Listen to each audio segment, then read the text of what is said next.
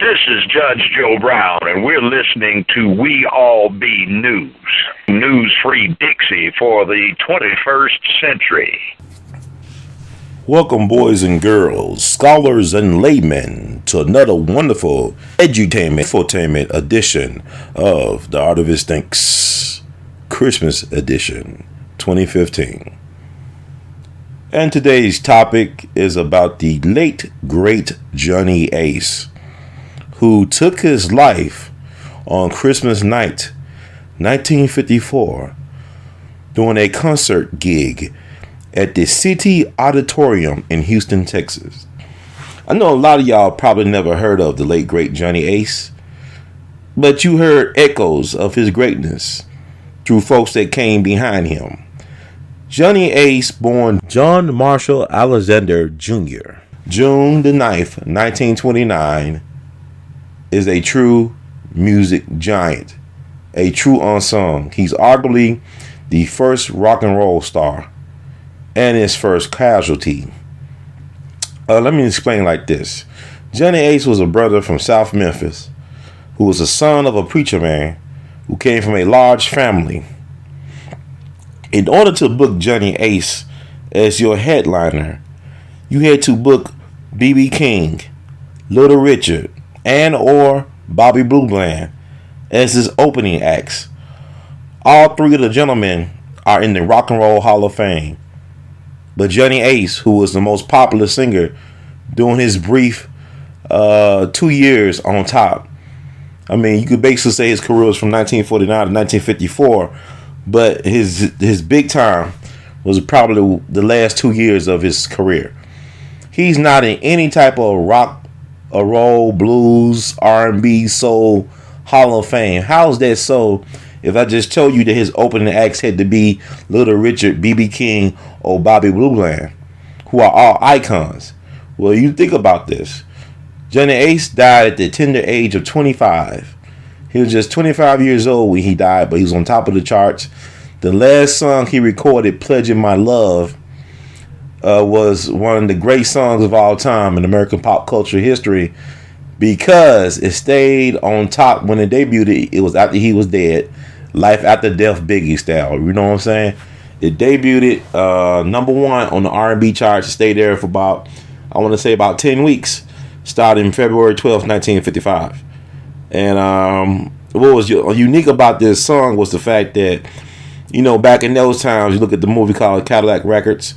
They show you how a lot of the hits made by black artists were covered by white artists, and the white version would get played on the radio. A great example would be like Pat Boone's Tutti Frutti versus Little Richard's Tutti Frutti.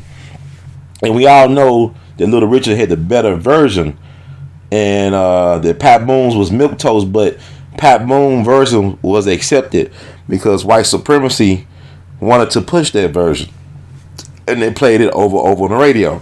But in this case, they couldn't knock out the late great Johnny Ace last hit because it was so powerful. It was what they called the crossover.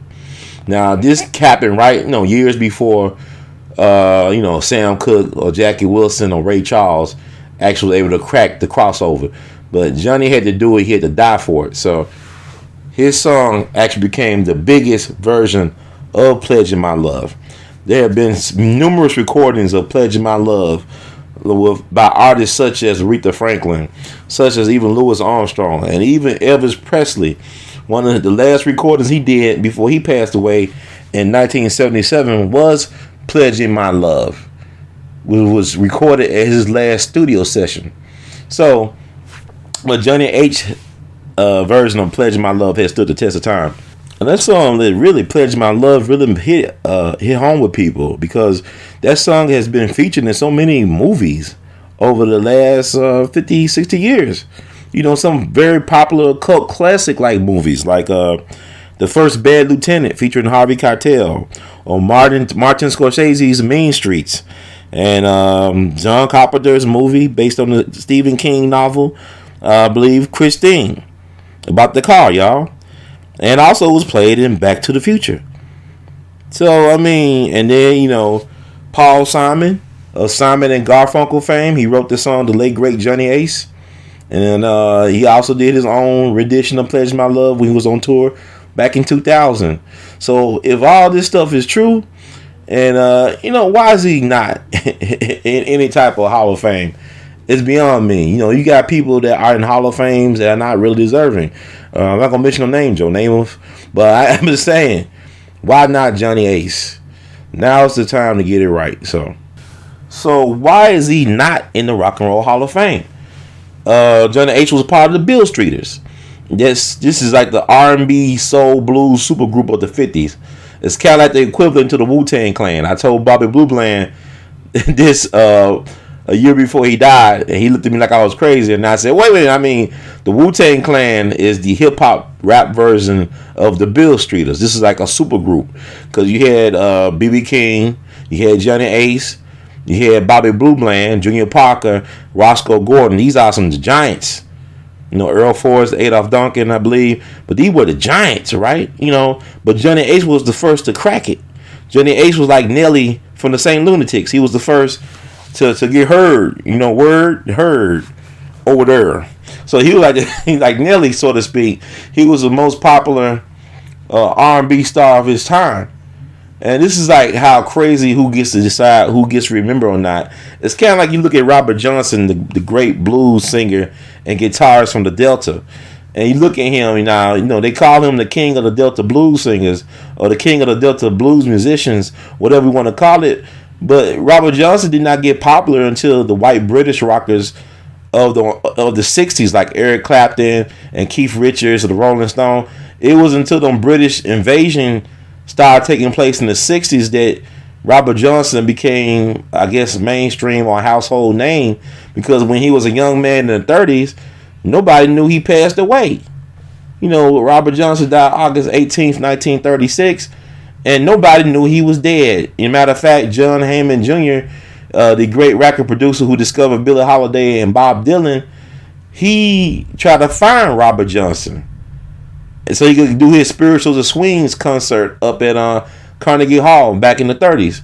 But he was alerted that Robert Johnson passed, months before. So he played recordings of Robert Johnson on the stage for the audience, which this concert featured people like Count Basie and Bessie Smith. So Robert Johnson was thought of, but Robert Johnson was not that popular when he was alive. He was an itinerant blues musician. He used to hop the trains. He was able to get around very well for a person without a car. Yeah, think about it. This guy came from the Mississippi Delta. Yeah, he was able to get as far north as Canada and go to places like New York and Chicago and all points in between without a car. And he cut a couple of sides. I think he did only 2 recording sessions, about maybe less than 30 songs, but they are the foundation for what is known as modern rock and roll, or so they say. But the most popular blues singer during that era that Robert Johnson was operating was actually Petey Wheatstraw, who was an interesting character. The High Sheriff of Hell, the Devil's Son-in-Law.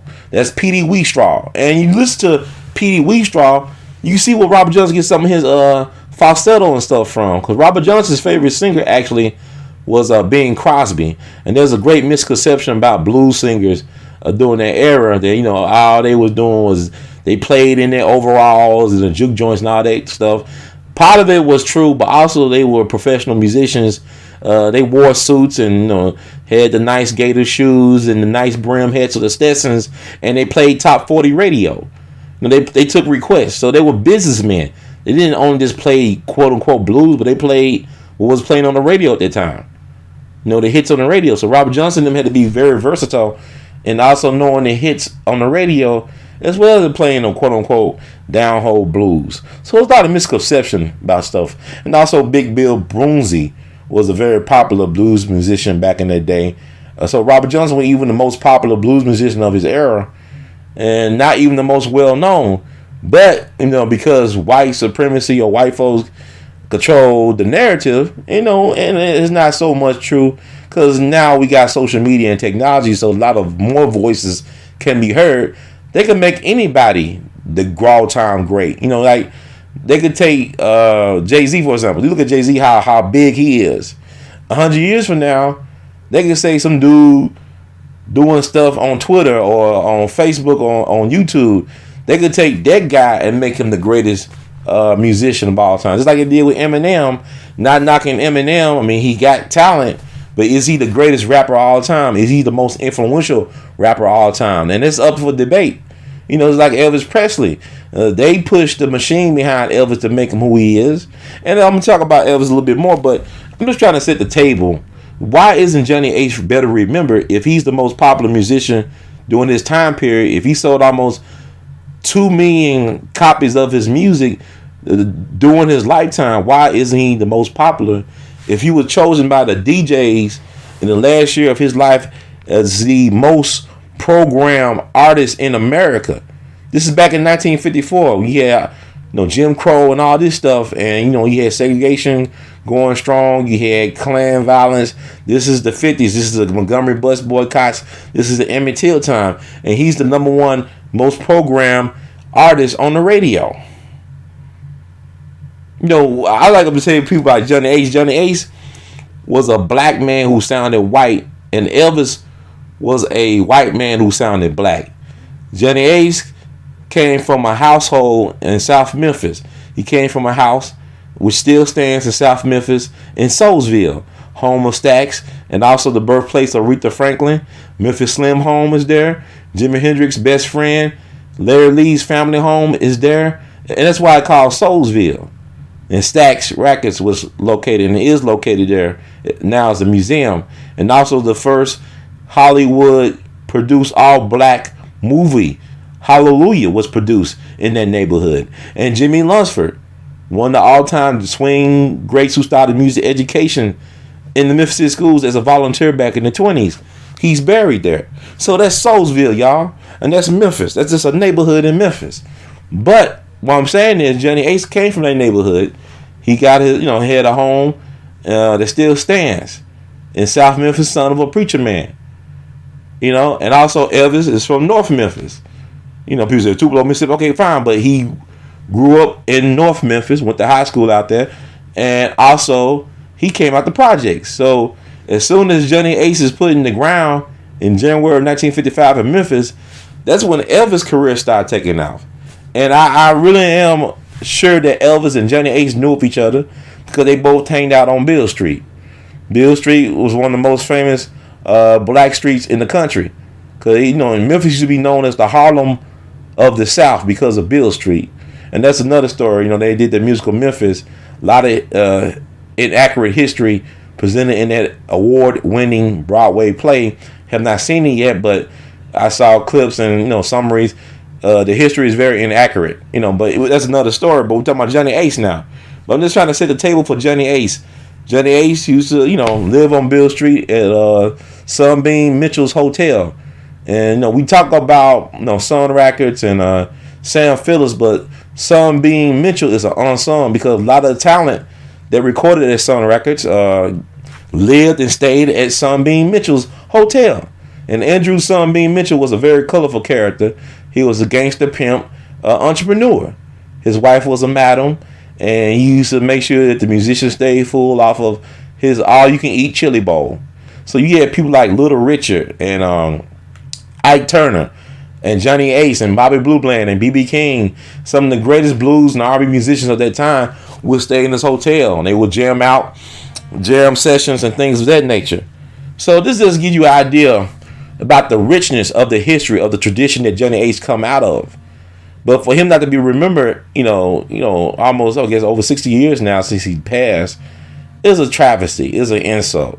And he deserves better than that, because he's not just a footnote in history.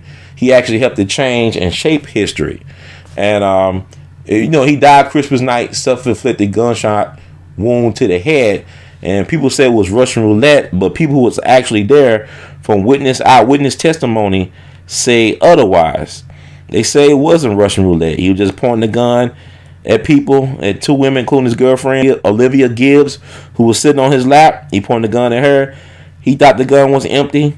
Now, I talked to his brother several years ago. He's deceased now, by recording him, and he said that it was a foul play thing. Like, he thought that Bobby Blue Bland was a part of that. Unfortunately, I didn't get a chance to ask Bobby Blue Bland the questions I wanted to ask him. I saw him. He agreed to an interview, but I wasn't able to get with him, connect with him, and he was dead not too long thereafter. So unfortunately, I wasn't able to interview Bobby Blue Bland and ask him where he was at that night. But I think he was in the Army, so I don't know how true Johnny Ace's brother St. Clair said about his brother's quote unquote demise. But it's it's interesting. But the thing is that people, we need to know about this history. So Johnny Ace is not just a footnote. He was a great musician. He was right before Motown and Ray Charles and Sam Cooke and all them guys made their big contribution. Right before Stax, he started with Duke Records, and Duke Records is interesting in itself because it actually was started by a white man who worked at WDIA, which in 1947 became the first black radio program format. They debuted the first black radio program format, and that happened in Memphis, I believe, back in 1948. WDIA. So Memphis got this long tradition of this great music heritage, also media, innovation. Because the first black radio program format was WDIA. Now, it was owned by white people, but it was the first radio program format in the country that catered specifically to a black audience. So, Johnny Ace got his start with Duke Records, took it over by Don Roby. Some people would say a hostile takeover. Don Roby was a black man from Houston. He was kind of like a mix of Suge Knight, Russell Simmons, and any black, and Berry Gordy. The guy was a visionary, but also he was a gangster, and he could pass for white. And but he said, I believe he said a saying that he think like a white man but fight like a black man, something like that. But he looked like you would never known he was a black man, but he was proud of being black, and he believed in promoting black music, for a fee. And so he was a visionary in his field. So Johnny Ace, was signed to him. And one night is back in those times, man. People don't have appreciation for what those folks had to go through, because they do one nighter. Sometimes it'd be 400 to 800 miles to the next one nighter. So imagine, having a career like that. You performing on the road for the majority of the time, and you're traveling from one nighter to one nighter, all up and down the Chitlin circuit, and they kind of take a toll on you, in so many ways. So this is why I do what I do at We All Be, to give y'all a little slice of the understanding of the history. Now, Johnny Ace, he passed away. People question what was it in. He thought, according to witnesses, he thought the gun wasn't loaded, or he knew where he knew where the bullet was in the chamber. So he wasn't trying to kill himself. He wasn't trying to commit suicide. He wasn't playing Russian roulette. He just pointed the gun. He was playing around, horsing around, because he was known to shoot at road signs when they were traveling. He was known to shoot at road signs. But from all accounts, the people I talked to who knew Johnny Ace, his family and other acquaintances, he seemed like he was a very happy-go-lucky type of dude. He didn't finish high school. He kind of deserted the Navy, but he was a very talented artist. Like his sister told me that he could play every instrument he put his hands on. He wasn't classically trained. He was self-taught. And you can listen to some of the We All Be interviews we did with his sister. Even his widow did a rare interview, and his daughter, who was just about, I believe, 2 years old when he passed away. And Johnny Ace is also the grandfather of Legacy, whose father was Johnny Ace's son. And her father was a well-respected soul man in himself. He passed away several years ago. But Legacy is also a part of Johnny Ace's family tree, so which is very fascinating. Another generation. And some say that it was a 22 caliber, as other people say it was a 32. But he shot himself in the head with a gun he owned. And Big Mama Thornton was one of his bandmates. You ain't nothing but a hound dog. She was one that sung that song before Elvis made it popular. We talked about the crossover. We talked about how they use white artists to capitalize on black artists' hits.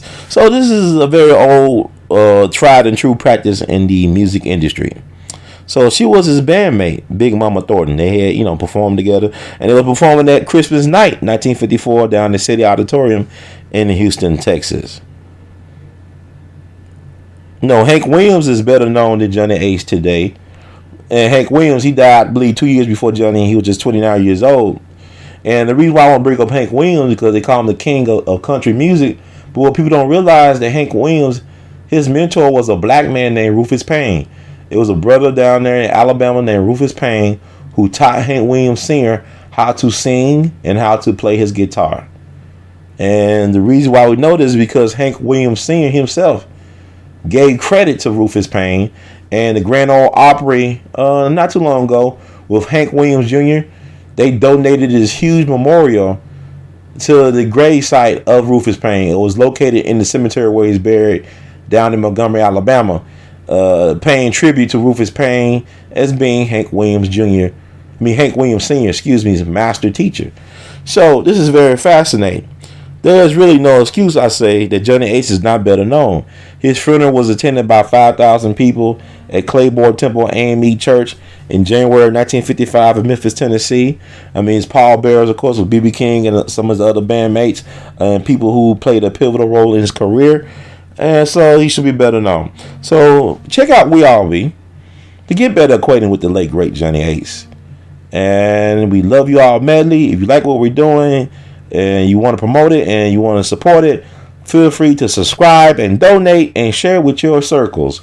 Because in the words of my good friend, the great Army Bailey, you must amplify, amplify, amplify, amplify. And that is the good word, y'all. So the late, great Johnny Ace, who will never be forgotten about as long as we remember him. As long as we. And I'm always funny. I talked to some black woman in their 60s and 70s, and they said, man, you mentioned Johnny Ace. I ain't heard about Johnny in so long. It's so good. And their faces get all glowy and lit up, and they start talking about being a teenager and, how some of his songs brought back so many memories. And this is how you stay alive, people. This is how the ancestors stay alive. It's just, we got to keep on telling folks about who they are. Keep on speaking their names. You want your loved ones to stay alive, keep on speaking their name. Keep their spirit here. Keep it up. Keep it up. And as soon as you know it, Johnny Ace will be in the Rock and Roll Hall of Fame. Johnny Ace will have that Bill Street blues note or brass note. Johnny Ace will, and it's funny because I talked to his daughter, and they said somebody from Detroit did a play about Johnny Ace some years ago. And the family gave away a lot of, valuable photographs and artifacts to help out with the play. They never got it back. So I'm actually look into that as well, and I'll keep y'all posted on that. But we must be the tellers of our own stories, the keepers of our own history, because if we don't tell our history and share our history and narrate our history, then we won't have a future. Because a people without a past is like a tree without roots. You ain't getting that far. Okay, so we love you madly. Keep on producing and pushing, and the best is yet to come. Peace.